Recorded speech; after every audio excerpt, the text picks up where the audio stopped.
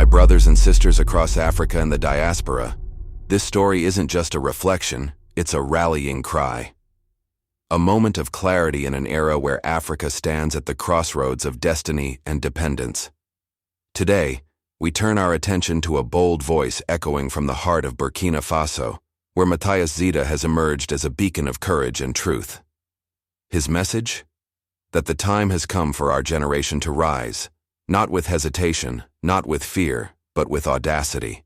Imagine the land of Africa, vast, rich, and ancient, yet still shackled in many ways by the ghosts of colonialism, neo-imperialism, and internal divisions.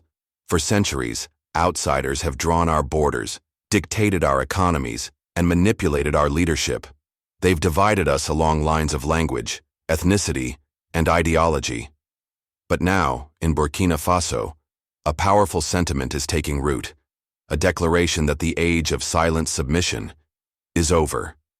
Mathias Zida, a leader of the Civil-Military Initiative for Social Cohesion, believes that sovereignty, true, unshakable sovereignty, can only be achieved when Africans unite under a single vision, one rooted in shared history and a common destiny. This is not a new idea. The flames of Pan-Africanism have burned in the hearts of our heroes for decades. We remember Kwame Nkrumah's dream of a united Africa, Thomas Sankara's fearless pursuit of self-reliance, Patrice Lumumba's call for dignity, and Amilcar Cabral's resistance against colonial rule. These men died with their dreams unfinished, not because they lacked conviction, but because the generation they led could not, or would not, rise together in one unified movement.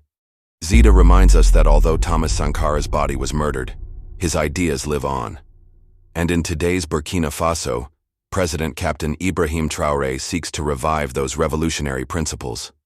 Since taking power, Traoré has shown an uncommon resolve.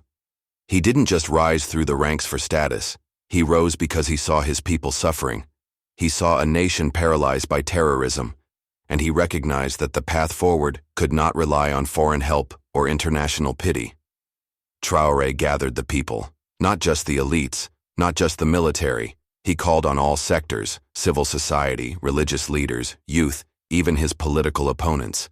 Because to rebuild a nation, you need everyone. Unity is not a slogan, it is survival. Traoré didn't sugarcoat the truth. He was clear.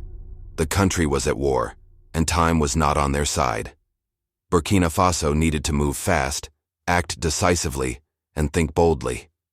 The goal was simple, yet daunting: the complete liberation of the nation from the grip of terrorist forces. But Zida, echoing Traoré's urgency, understands that this mission isn't solely the burden of a few. It is the responsibility of every Burkinabe, and by extension, every African. Let us reflect for a moment. What does it truly mean to be free? Is it merely the absence of colonial flags, or the presence of local leaders in presidential palaces? Or is freedom something deeper? A condition in which a people can chart their own course, protect their own lands, educate their own children, and dream their own dreams without interference.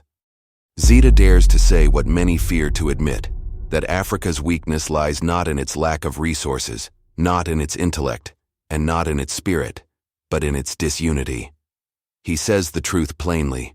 A certain elite, both within and outside our borders, has conspired for generations to keep us divided, to ensure that no movement toward genuine African unity ever gains enough momentum to become unstoppable.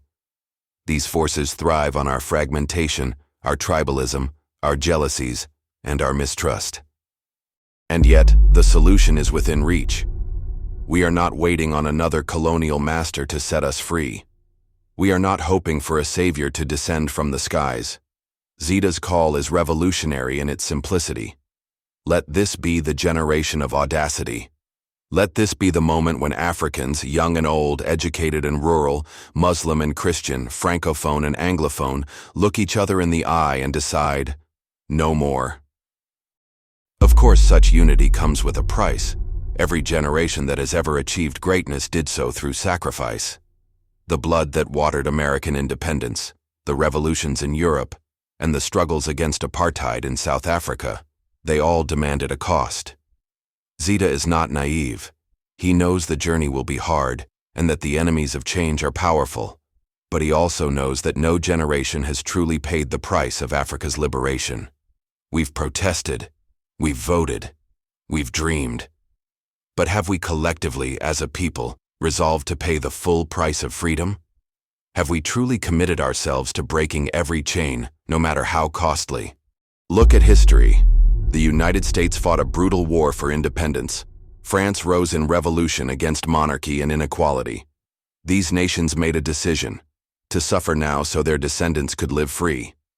Africa, Zida says, must do the same. Our chains may be different today: debt traps, corrupt elites, foreign military bases, economic dependence. But chains they remain. His message is clear. If we do not rise, our children will suffer worse. They will inherit a continent where foreign companies still own our minds, where decisions about our future are made in Paris, Brussels, or Washington, and where African voices are only heard when they echo foreign interests. That cannot be the legacy we leave behind. Zida does not preach hate. He does not call for war against the world. He calls for internal revolution, a revolution of mindset, to stop seeing ourselves as weak, as small, as unable, to stop believing that our only path to progress lies through foreign aid or Western approval. He calls on us to believe in ourselves, in our cultures, in our histories, and in our right to shape the future. And so the question is no longer whether Africa can be free. The question is, will this generation be the one to do it? Will we choose the easier road of compromise, of comfort, of delay? Or will we rise with audacity and say, enough?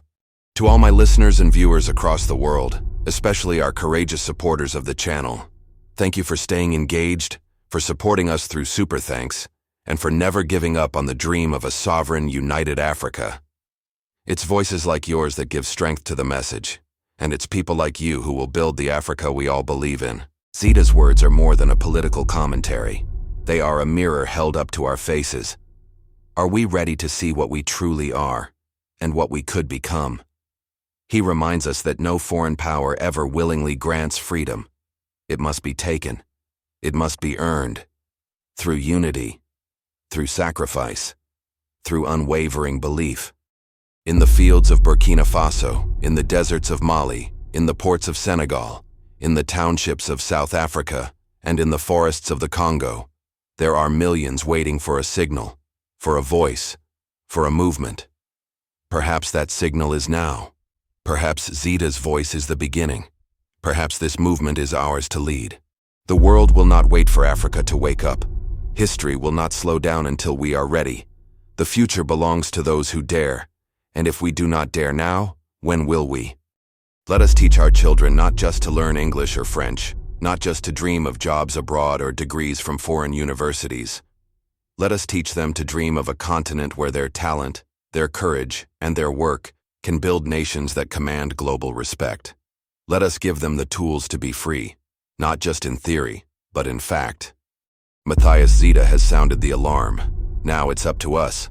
Let our generation be the one history will remember, not as the bystanders of Africa's collapse, but as the architects of its renaissance. Let us rise with audacity. Let us act with unity. And let us never, ever look back.